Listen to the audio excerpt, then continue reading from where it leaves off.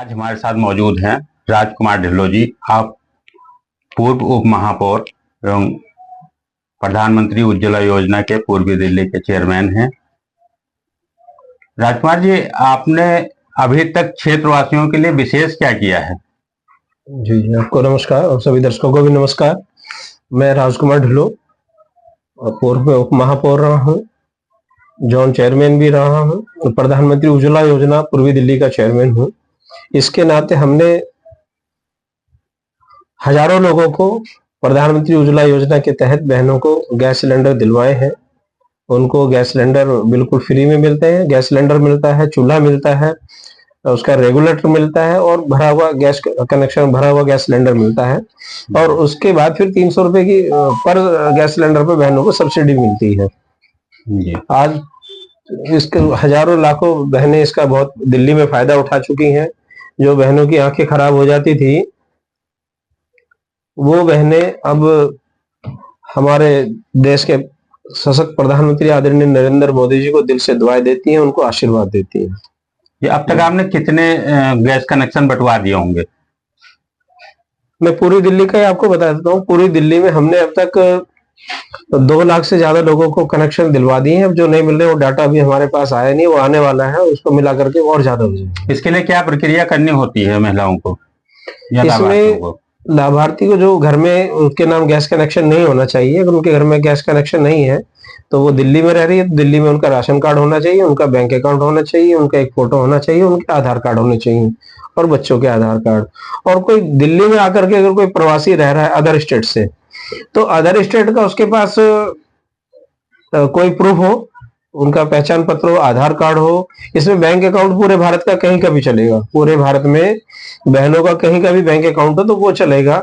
और पूरे भारत की कोई भी आईडी हो, दिल्ली में वो रेंट पे रह रहे हैं, रेंट को उसका रेंट एग्रीमेंट हो, कोई प्रूफ करे कि मैं यहाँ पर किराए पे रहता हूँ, वहां से आके यहाँ रह रहा हूँ, तो प्रवासी परिवार को, प्रवासी बहनों को बहुत जल्दी गैस कनेक्शन आदरणीय मोदी जी देते हैं। बेकरी एवं सभी खाने पीने की दुकानों पर कैमरे लगाने के लिए आपने आवाज उठाई, उस पर अभी तक आपको कितनी सफलता मिली? देखिए, अभी जैसे कि पूरे भारत में चल रहा है, पूरे भारत के लोगों के साथ, तो हिंदू धर्म के साथ कितना अत्याचार, कितना दुर्व्यवहार हो रहा है, पूरा भारत जानता है कि उनको जो रोटी बना करके देते हैं उसमें भी थूक करके देते हैं, और जूस में भी पैसा मिला करके देते हैं, और कुछ ऐसी चीजें जिसको हम देख नहीं पाते, जो सीसीटीवी कैमरे में नहीं आता, जो चीजें इनके घरों में बनती हैं, जैसे कि रेडी पटरी पर बिरयानी बेचते हैं, मीट बेचते हैं, और बहुत सारी चीजें क्या करते हैं, घरों से बना करके लाते हैं। घरों से जो बना करके लाते हैं तो वहां से उसमें वो और भी गंदी चीज क्या मिला करके ला रहे हैं तो हमें नहीं मालूम। तो ये एक बहुत बड़ा विश्वासघात हमारे हिंदू धर्म के साथ हो रहा है। इसमें मैं लेटर लिख रहा हूँ अपने आदरणीय नरेंद्र मोदी जी को, अमित शाह जी को, उपराज्यपाल को, दिल्ली के मुख्यमंत्री आतिश जी को और दिल्ली के पुलिस कमिश्नर को मैं लेटर लिख रहा हूँ कि जहां भी इनकी बेकरी है, जहां भी ये खाना बनाते हैं, जहां भी इनके ढाबे हैं, वहां पर सीसीटीवी कैमरे होने चाहिए। और जो लोकल थाने, क्षेत्रीय थाने हैं, उनके थाने एसएचओ के निगरानी में एक निगरानी कमेटी बननी चाहिए। एसएचओ को ये पता होना चाहिए कि तुम्हारे क्षेत्र में कहाँ कहाँ पर ढाबे चल रहे हैं, कहाँ कहाँ पर बेकरी है, तो उनकी निगरानी में सारी चीजें, और वहां पर सीसीटीवी कैमरे लगे और एसएचओ उसको थाने से खुद ऑपरेट करे। तो जिसमें कोई गलत चीजें ना, जिसमें कोई गलत चीजें ना। आप पूर्वी दिल्ली से उप महापौर रह चुके हैं जी, निगम पार्षद रह चुके हैं, अभी तक आपने कल्याणपुरी के लिए क्या विशेष किया?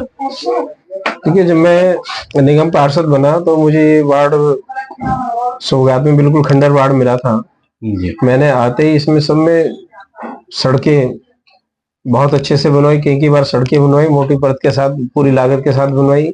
पार्क सब खंडर थे, सभी पार्कों की मैंने बाउंड्रियां जो जर्जर हालत में थी वो तुड़वा करके सब पार्कों की बाउंड्रियां ऊंची करवाई। सब पार्कों में मैंने घास लगवाया और फैंसी लाइटें लगवाई।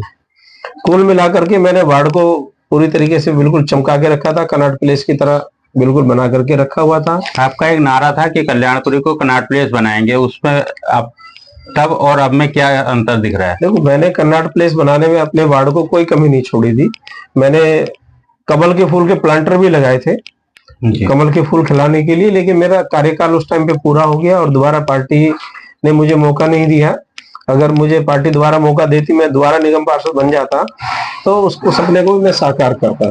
पार्टी ने आपको एक बार मौका दिया, आपको विधानसभा का टिकट दिया कल्याणपुरी से, और इत्तेफाक से आप उसमें कुछ ही वोटों, बहुत कम वोटों से आप पीछे रह गए। जी, तो क्या उम्मीद हम करें इस बार फिर पार्टी आपको चांस देगी?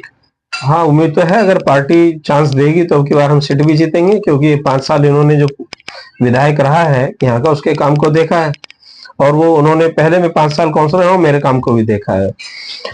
आज पूरी विधानसभा गंदगी में है, पूरे रोड हमारे खराब पड़े हैं, खंडर रोड हो रखे, रोड बने नहीं है, जगह जगह पानी का भराव रहता है। आपने बारिश में देखा ही होगा, आप भी आते जाते रहे होंगे यहाँ पे, जगह जगह सड़कों पर पानी भरा रहता, पार्कों की स्थिति आपने देखी है।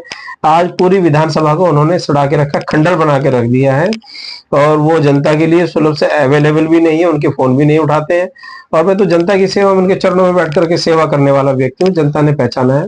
तो जनता उनको अब की आम आदमी पार्टी को बिल्कुल नकार देगी, और मुझे पूरा विश्वास है कि मुझे अब की बार जनता विधानसभा में सेवा करने का मौका देगी, और मैं फिर उनके चरणों में बैठ करके पहले की तरह फिर सेवा करूंगा। तो ये थे राजकुमार ढिल्लों जी, उन्होंने बताया कि हम सेवा करते आए हैं जनता की, और अगर पार्टी ने हमें मौका दिया तो हम फिर जनता की सेवा करेंगे।